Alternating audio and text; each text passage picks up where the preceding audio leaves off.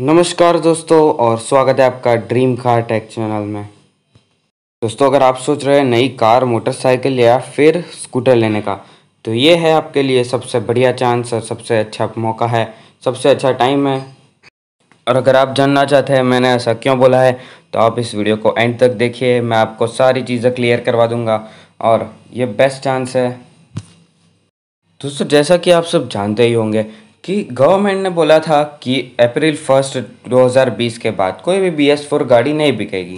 यानी कि 1 अप्रैल 2020 के बाद कोई भी कंपनी अपना पुराना स्टॉक है BS4 वाला वो नहीं बेच सकेगी। यानी कि सिर्फ और सिर्फ जो BS6 के साथ कंप्लायंट इंजन्स वाले कार्स और मोटरसाइकिल्स और स्कूटर्स है उनको ही बेच पाएंगी कंपनी। इसका सीधा सा मतलब ये है कि 1 अप्रैल के बाद जो है डीलर्स को जो भी स्टॉक पड़ा होगा वो अपने नाम कराना होगा या फिर अपने रिलेटिव्स या फिर अपने एम्प्लॉयज़ के नाम कराना होगा, लेकिन वो आपको नहीं बेच सकेंगे। मतलब कि कस्टमर्स को नहीं बेच सकते हैं BS4 वाला स्टॉक्स जो है 1 अप्रैल के बाद। लेकिन इंडिया में लॉकडाउन चल रहा था 1 अप्रैल के आसपास के जो टाइम था उसमें, तो गवर्नमेंट ने डीलर्स को कुछ छूट छाट भी दी। जैसे कि लॉकडाउन ख़त्म होने के 10 दिन बाद तक आप जो है BS4 वाली कार्स खरीद सकते हैं, बेच सकते हैं। लेकिन लॉकडाउन तो ख़त्म होने का नाम ही नहीं ले रहा है दोस्तों। और इसी बीच सारे के सारे जो ऑलमोस्ट सारे के सारे डीलर्स हैं इंडिया में, कार या मोटरसाइकिल्स के शोरूम के ओनर्स हैं, उन्होंने क्या किया है कि अपने जो BS4 वाला स्टॉक पड़ा था उसको अपने नाम या फिर अपने एम्प्लॉयज़ या फिर अपने रिलेटिव्स के नाम रजिस्टर करवा लिया है। और जब लॉकडाउन खुलेगा तो वो जो सारी कार्स अपने नाम रजिस्टर करवाई हुई है डीलर्स ने, वो बेचेंगे सेकंड हैंड कार्स के तौर पे। यानी कि जो कार बिल्कुल भी चली नहीं है, 0 किलोमीटर है उसकी ओडोमीटर रीडिंग, वैसी कार्स आपको मिलेगी सेकंड हैंड में।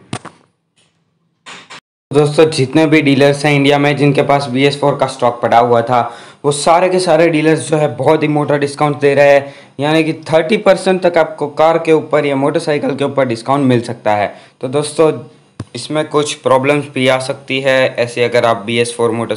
दोस्तों, लॉकडाउन के कारण ना सिर्फ इंडिया में, पूरे वर्ल्ड में लोगों की इनकम और जो भी बिजनेस ओनर्स है, कोई भी एम्प्लॉय है, सैलरीड पर्सन है, सारे लोगों की इनकम बहुत ही कम हो गई है। और इसी वजह से जिसके पास पैसा है वो, और इनकम कम होने की वजह से कोई भी इंसान अब मोटरसाइकिल या फिर कार खरीदने का सोच भी नहीं रहा होगा। लेकिन अगर आपके पास पैसा है तो ये आपके लिए बहुत ही अच्छा चांस है नया कार या मोटरसाइकिल लेने का। डीलर्स इतना भारी डिस्काउंट दे रहे हैं तो हो सकता है कि आप कार या मोटरसाइकिल लेने का सोच रहे हो। तो दोस्तों, मैं आपको बता दूं कि इसमें भी आपको थोड़ी सी बातों का ध्यान रखना ज़रूरी है।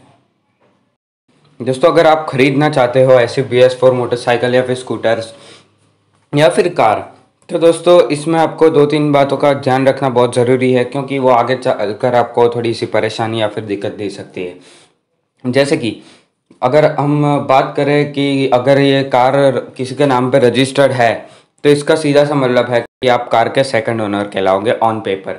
तो दोस्तों, अगर आप सेकंड ओनर हो और फ्यूचर में ऐसी कार या मोटरसाइकिल को बेचने जाओगे, यानी कि इसको रीसेल करोगे, तब आपको हो सकता है कि थोड़ी सी वैल्यू जो है कम मिले उसकी, क्योंकि ऑन पेपर आप उसके सेकंड ओनर हो और जो इंसान खरीदेगा वो ऑन पेपर थर्ड ओनर होने वाला है। लेकिन इसमें आपको बहुत, क्योंकि फ्यूचर में आप जिसको बेच रहे हो उसे आप बता सकते हो कि इस तरीके से जो है लॉकडाउन के कारण BS4 का स्टॉक पड़ा हुआ था, उसमें से मैंने कार ली थी और मैं ही इसका फर्स्ट ओनर हूँ ऑफिशियली तो, और ऑन पेपर मैं सेकंड ओनर हूँ। लेकिन मैंने ये कार ख़रीदी थी तब इसकी ऑडोमीटर की रीडिंग 0 किलोमीटर थी, यानी ऑफिशियली अगर हम देखें तो मैं ही इसका फर्स्ट ओनर हूँ। आप इस तरीके की बात जो है उस इंसान को समझा सकते हो, और इससे मुझे नहीं लगता है कि वो कार की या मोटरसाइकिल की वैल्यू में बहुत ज़्यादा डिफरेंस आ सकता है।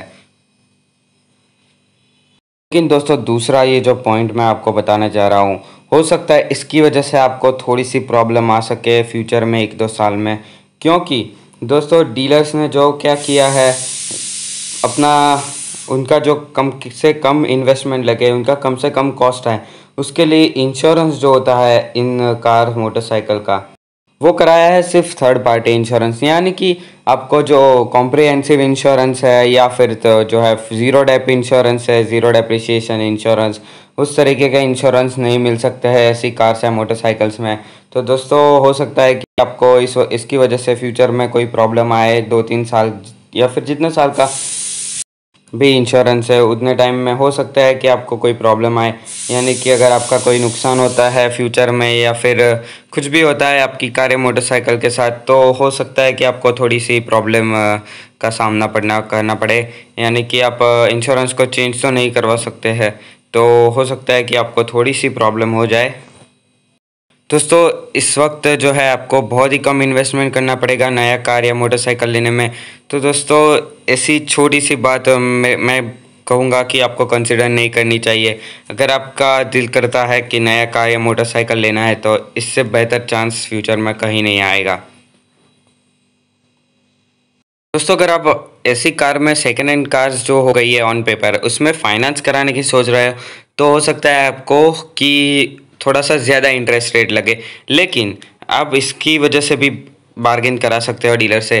तो दोस्तों आई होप कि आपको ये वीडियो पसंद आई होगी, और अगर आपने यहाँ तक वीडियो देख ही ली है तो इस वीडियो को लाइक या फिर डिसलाइक किए बिना मत जाइएगा।